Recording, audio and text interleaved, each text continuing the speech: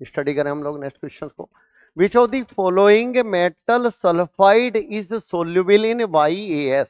Yellow ammonium sulphide में कौन सा सल्फाइड सोल्यूबल होता है, ये टिक करना है। तो हम बहुत आसान क्वेश्चन है, हमें पता होता है कि सेकेंड बी ग्रुप के जो रेडिकल्स हैं वो YaS में येलो अमोनियम सल्फाइड में सोल्यूबल होता है, और अपन पे जो फर्स्ट सेकेंड ए के रेडिकल्स हैं YaS में इनसोल्यूबल होते हैं। जरा एक बार लिख देते हैं हम लोग, रेडिकल्स लिख सकते हैं sulphide of second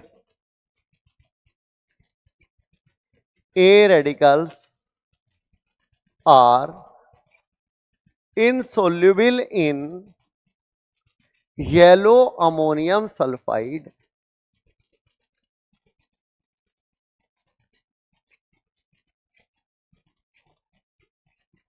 while sulfides of second B radicals are soluble in yellow ammonium sulfide।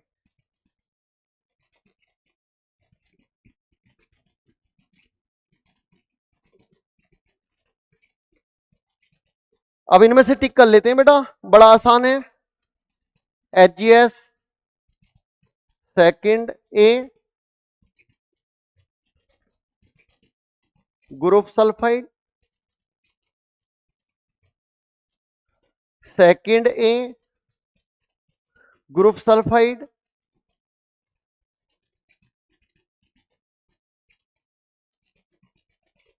Second A group sulphide और सेकेंड बी ग्रुप सल्फाइड। ये अपन पे यानी कि soluble in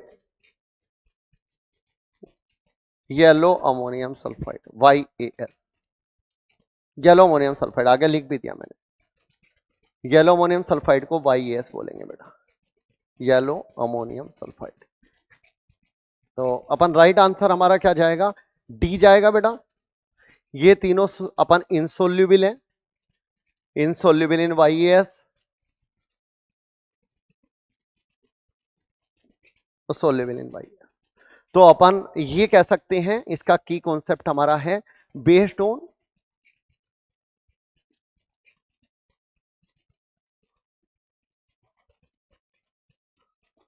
difference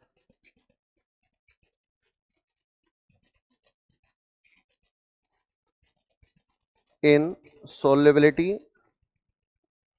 of second A and second B sulfides in Ya।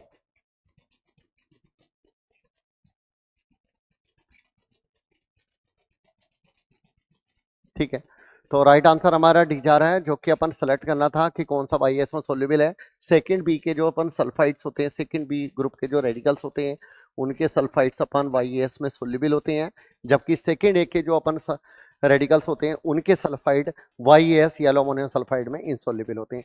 ये हमें पता होना चाहिए कि सेकंड ए के कौन से, सेकंड बी के अपन mercuric ion, copper +2 ion, Bi+3 ion, Hg+2 ion और Cd+2 आयन, ये सारे के सारे जो हैं Hg+2 ion, Pb+2 ion, Bi+3 ion, Cu+2 ion और Pb+2 आयन, ये हमारे पास में यानी कि सेकंड ए के रेडिकल्स हैं, और ये सारे के सारे YaS में येलो अमोनियम सल्फाइड में इनसोल्यूबल होंगे इनके सल्फाइड।